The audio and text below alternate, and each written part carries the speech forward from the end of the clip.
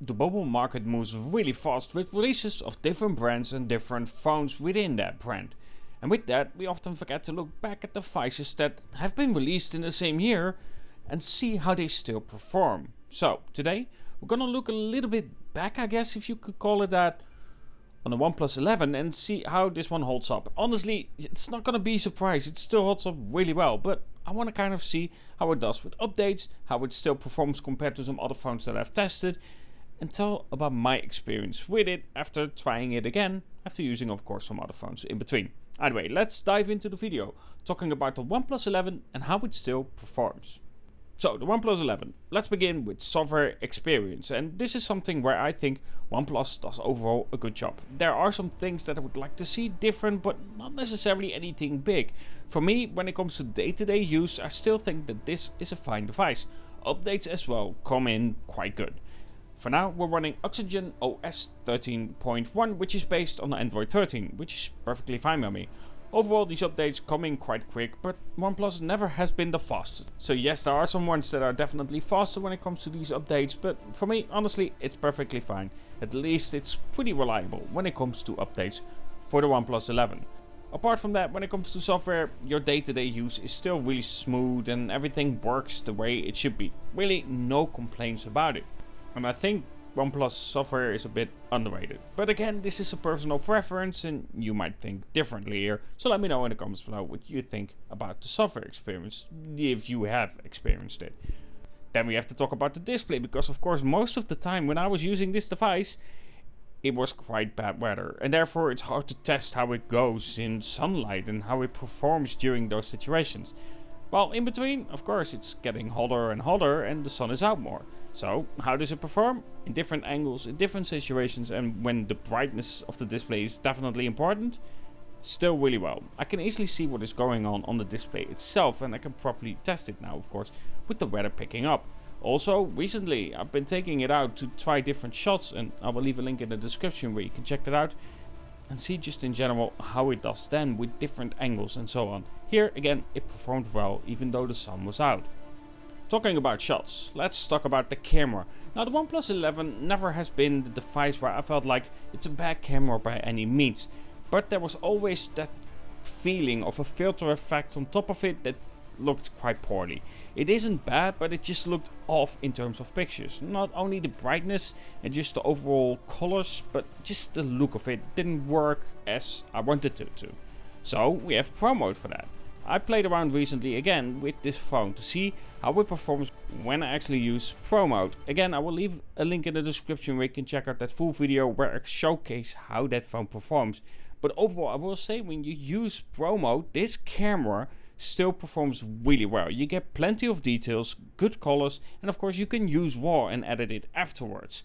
Overall, when it comes to the camera, this phone still holds up well, and I've really never had any complaints about it, but if you really have complaints about the result itself, try to use Pro Mode for a bit, because you can definitely see a difference, especially after editing the shots itself.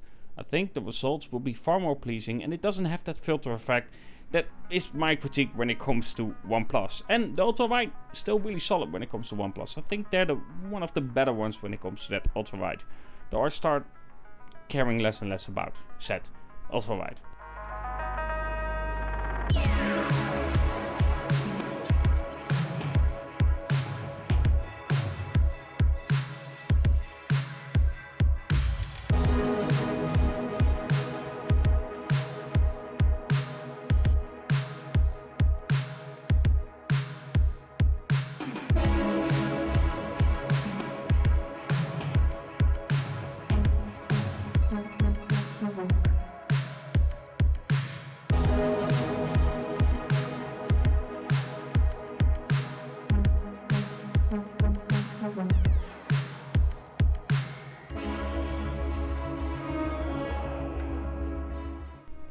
And while taking shots, battery life is also really important. So how does it do there?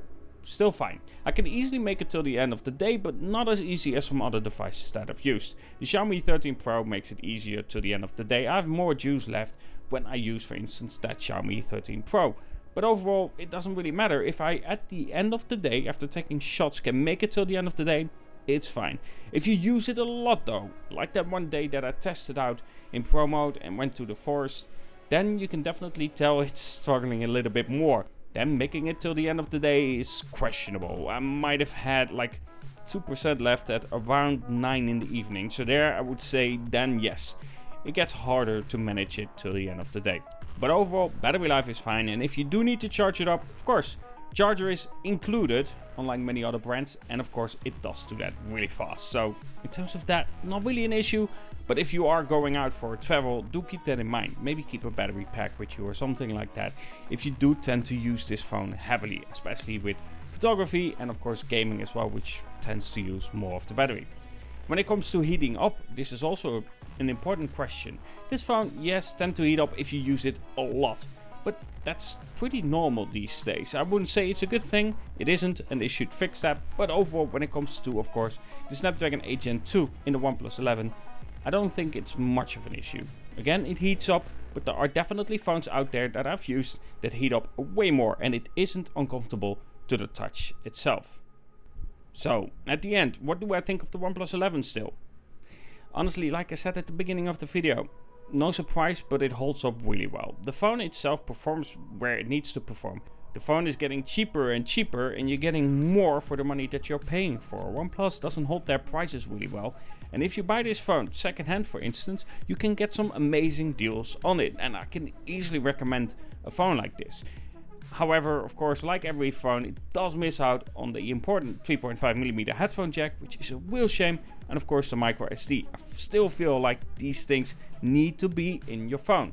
You say never settle, but you have to settle for not having those features, and I still feel like that's a real shame, and every other company that does the same counts for the same. I really wish that more companies would simply say, let's have that 3.5mm headphone jack, but I know, they need to sell their Bluetooth headsets, and that's the only reason it was removed. I'm looking at you, Apple. That's the reason. Either way, hope you enjoyed this update video on the OnePlus 11. And let me know what you think about the OnePlus 11, what you think about the video. And of course, if you aren't subscribed yet, don't forget to subscribe and like and everything like that, so I reach 10k before the end of the year. Although I feel like I need to produce more videos. But I'm planning something, so I need to get my headspace in that wide plan. Anyway, hope you enjoyed the video, and of course, talk to you guys in the next.